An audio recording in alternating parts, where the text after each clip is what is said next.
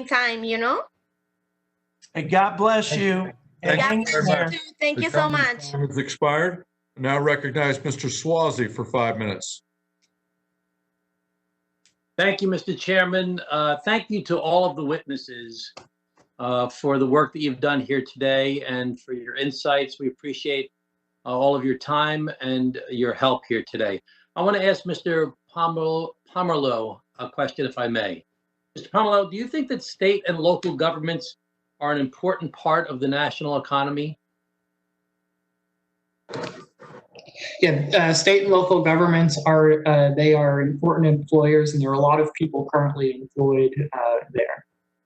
And there, I think the number is about 20 million people are employed in state and local governments. Is that correct? That seems about right. And there have been about 1.5 million people that have been laid off or furloughed from state and local governments during this recession, which is double the amount of people that have been laid off or furloughed during the quote unquote Great Recession. Yeah, the layoffs have hit people that both work for the private and public sector.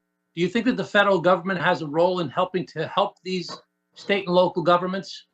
Yeah, so the way I see it is that state governments, in contrast to the federal government, they really can't borrow in the same way. They're restricted by balanced budget amendments. So when revenue goes down because the economy goes down, then governments are going to state and local governments need to tighten their belt, and that can lead to layoffs, and that can lead to people unexpectedly losing their job.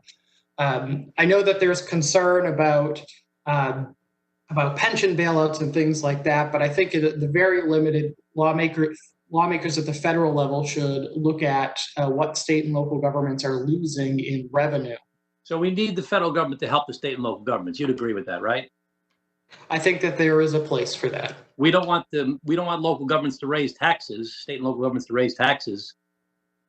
Correct. One of the options, one of the downsides is we don't want them to raise taxes, and we certainly don't want them to continue to lay off employees, correct?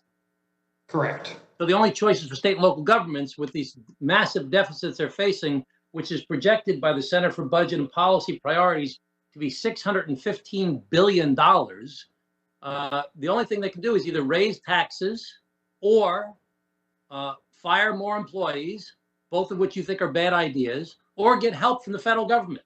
And I think you would agree with the statements of Governor Hogan, a Republican, and Governor Cuomo, a Democrat, the chair and vice chair of the Governors Association. Quote, each day that Congress fails to act, states are being forced to make cuts that will devastate the essential services the American people rely on and to destroy the economic recovery before it even gets off the ground. I think you'd agree with that statement generally, wouldn't you? Yeah, I think that as revenue declines for states, states will have to react by reducing spending. And the Republican president of the U.S. Conference of Mayors says, quote, my message today is straightforward and urgent. American cities are still being devastated by this pandemic, and it's imperative that Congress and the administration take swift action before the beginning of the next fiscal year, which for many cities is July 1st. That's from Mayor Barnett, the president of the U.S. Conference of Mayors. So, Mr. Pomerantz, you are the quote-unquote Republican witness here today, but you are agreeing that our state and local governments need assistance and they need it urgently. Otherwise, they're going to be forced to either raise taxes, which we don't want them to do and is unlikely, or two, continue to further erode the national economy by firing employees. And who's going to be affected by that? The people that are going to be affected are our schools, for example. 47% of the funding of schools in the United States of America is provided by state governments, and the states are devastated right now. The rest of the money that states provide, the biggest percentages, are for health and human services. And then the next biggest percentage after that is for public safety.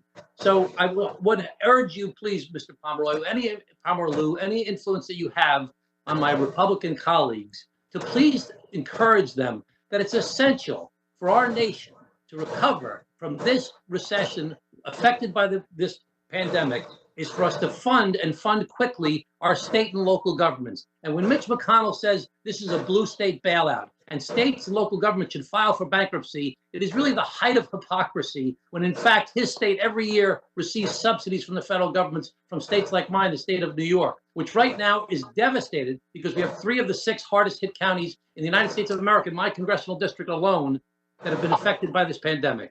So thank you, Mr. Pomerleau, for your cooperation. I appreciate it very much. Thank you to all the witnesses. Thank you to my colleagues, and thank you so much to the chairman and ranking member for their assistance. And I yield back.